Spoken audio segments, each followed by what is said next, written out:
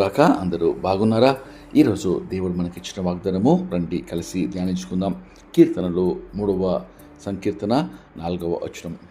ఎలుగెత్తి నేను యెహోవాకు మొరపెట్టినప్పుడు ఆయన తన పరిశుద్ధ పర్వతము నుండి నాకు ఉత్తరమిచ్చును.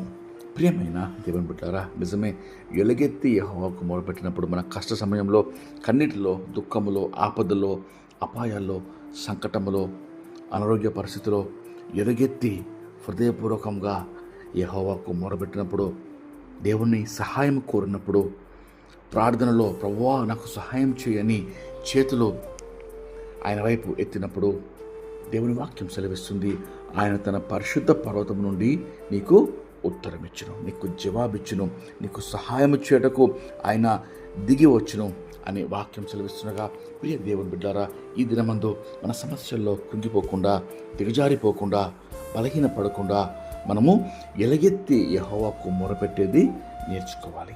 మరి ఎలుగెత్తి హృదయపూర్వకంగా ఆయనను ఆశ్రయించేది మనము నేర్చుకోవాలి.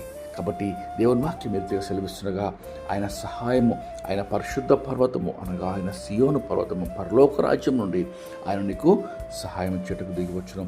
కాబట్టి రండి ఈ వాగ్దానము పొందుకుందాం. ప్రార్థన. మహాపరిశుద్ధమైన మా ప్రియమైన పరలోకపు తండ్రి, మీరు ఇచ్చిన శ్రేష్టమైన వాగ్దానంకై మీకెంతో స్తోత్రం చెల్లిస్తున్నామయ్యా. శ్రమల్లో, కష్టంలో, దుఃఖంలో, సంకటంలో, అనారోగ్యంలో, కలవరంలో ప్రభువా ఎలుగెత్తి మొరపెట్టమని సెలవిస్తున్నారయ్యా.